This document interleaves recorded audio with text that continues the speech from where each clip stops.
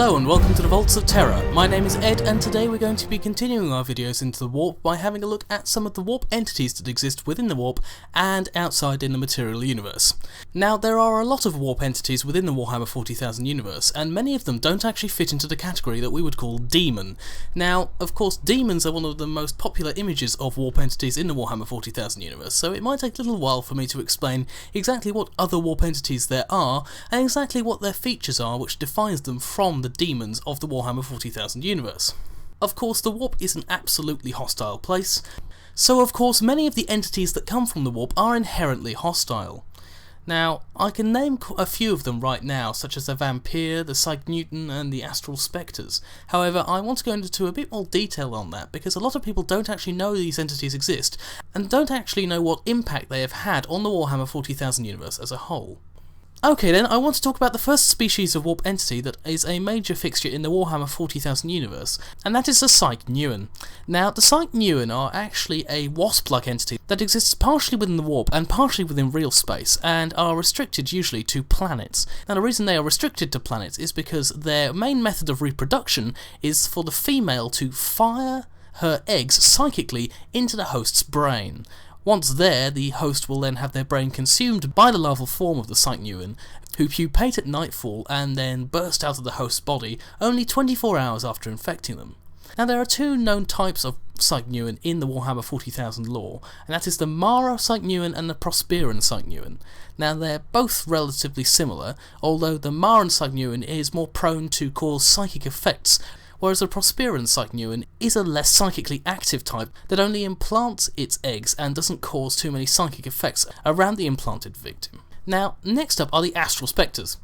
Now these are warp creatures of almost pure psychic energy, and so thus don't have any corporeal form even by the standards of warp entities. This is because they generally feed off soul essence, and require a constant supply of warp energy to survive. Now they tend to vary in appearance, but all retain the same basic form.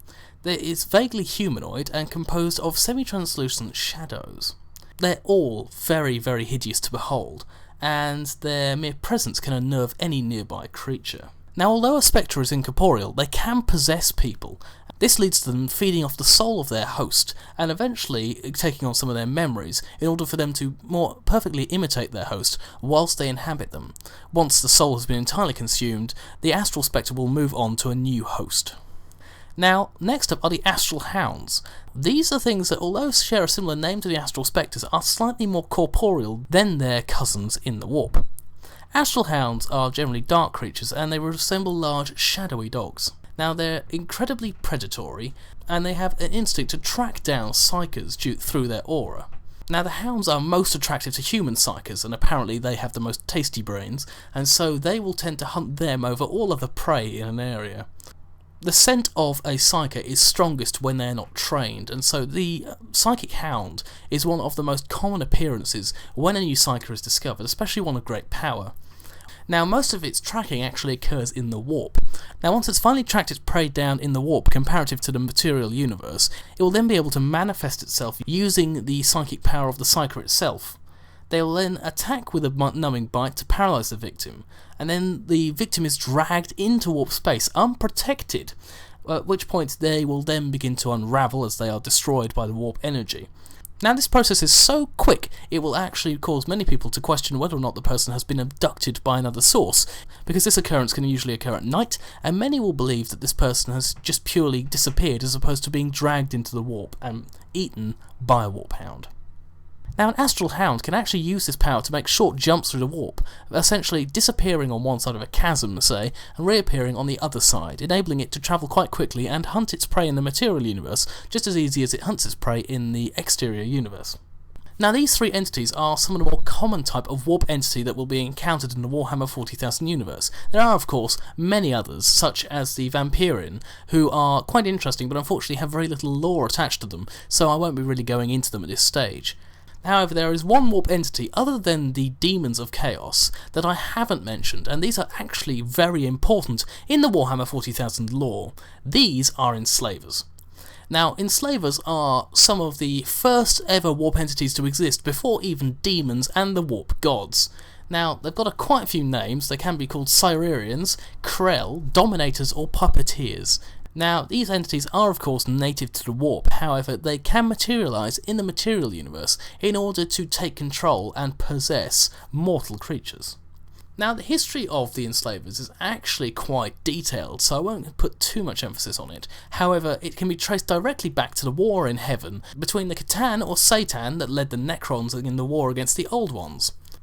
Now, needless to say, there were a lot of psykers around at that time, engineered by the Old Ones in order to fight against the Necrons and their unbelievably powerful gods. Now, these young races created a disturbance in the warp that eventually led to the entities that I mentioned forming. Now, these entities could actually use the minds of these emergent psykers as portals into the material universe, and bring more of their kind through. The arrival of these warp entities brought the downfall of the Old Ones, as their own creations fell victim to the command of the entities now known as the Enslavers.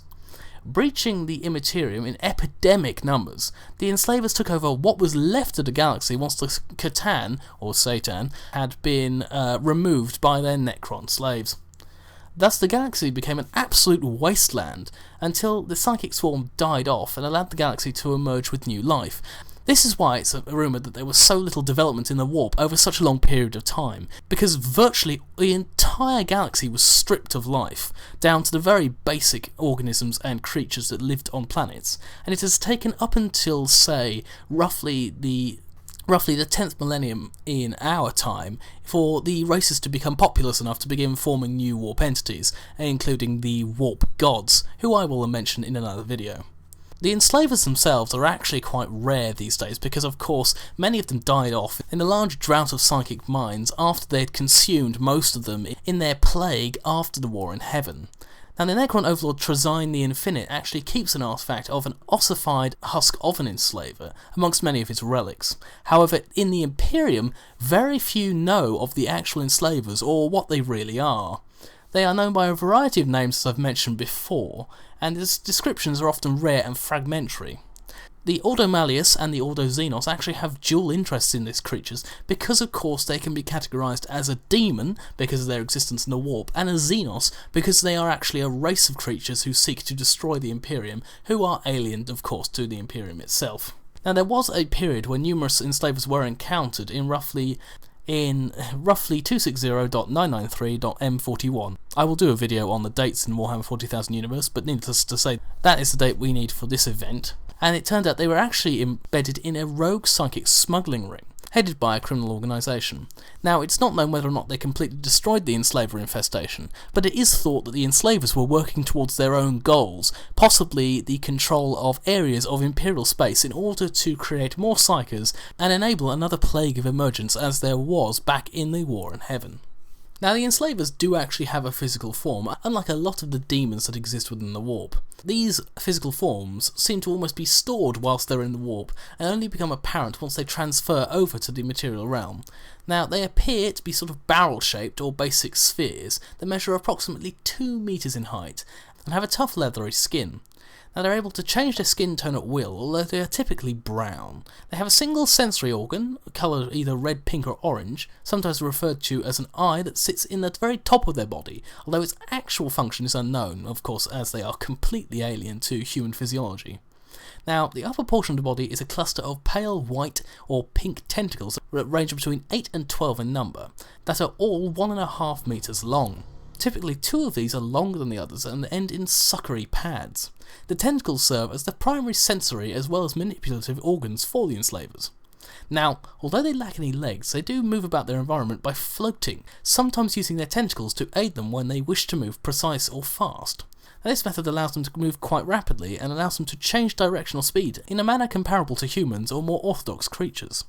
Now, the Enslaver can float up to 3 meters in height, but are unable to actually fly, though they are able to climb. Now, the reason for this is theorised that it's because they exert some sort of psychic force on the ground beneath, although it's not powerful enough to cause them to float away, which is actually a survival trait considering you don't want your Enslaver population to suddenly disappear off into space. Now, they have the ability to transcend normal space, allowing them to easily cross the galaxy and perhaps beyond. As I was once asked, it is likely that the Enslavers are one of the few races that exist beyond the Milky Way. Through mental control, they are able to take over the minds of many other races, and a single Enslaver can command up to 10 different creatures. Now, the victims of mental control retain all their abilities, knowledge, and physical attributes, although all these under the command of the Enslaver. Victims of the Enslaver become helpless and complete puppets to their alien master's will, and perform even the most self-destructive actions without hesitation. However, the mental command is limited up to 50 meters. Now, their attraction to the minds of psychers does dictate the movement of an Enslaver, and they will usually be encouraged through hunger to find the nearest psyker on a planet and consume them. Now, such victims are unaware that they can be detected as far away as 10 light years.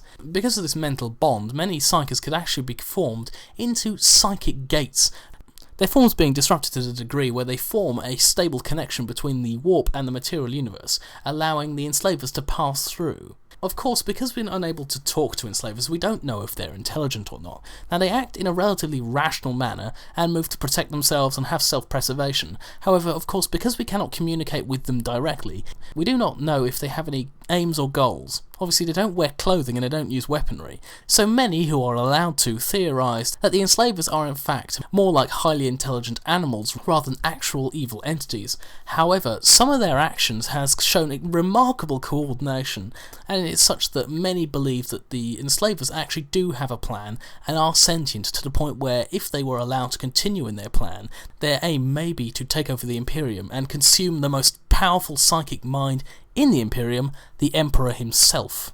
Now, of course, this is only a theory, as of course there's not a lot of background on the Enslavers because they are not part of the lore which we read every day. However, it's been theorised that if this were to occur, the entire realm of mankind would collapse very quickly because the Enslavers would be so grossly fed they could attain godlike intelligence, of which to rival even the Chaos Gods in their own realm. Now, this is all I really wanted to talk about in relation to the psychic entities of the warp. There are others, as I mentioned, however they are quite minor, so if you do have any others which you particularly want me to talk about, I will do so in the next video, so leave a comment below. Now, next week, of course, we will be returning to the Space Marines video by going back and talking a little bit about the Space Marines specialities and some of the more specialist characters that you can get in the Space Marines.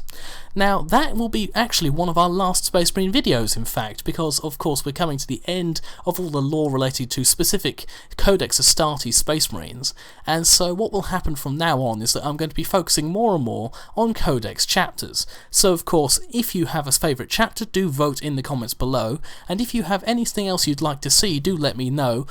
Although please be aware, I am ending the current run of Warp videos for now, as we've gone over, I think, what I really wanted to get through in relation to the Warp. Now, what we're going to be doing next is actually the Imperial Guard.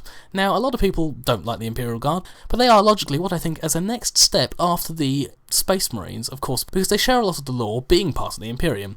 Now, of course, I am open to suggestions as to whether or not you want to see the Imperial Guard next. The other options would be to do something either on the Inquisition, or do something on something a little bit more specialist, like the Imperial Navy or the Adeptus Mechanicus. Now, it's all going to be related to the Imperium, so please don't start spearing off to talk about the Eldar or talking about Chaos. However, if you do have a specific Imperial topic which you think might span a good few videos, let me know, and hopefully we can get some good discussion going. So, that's everything I wanted to talk about this week. Remember to vote in the comments below, and we'll see you next time on the Vaults of Terra.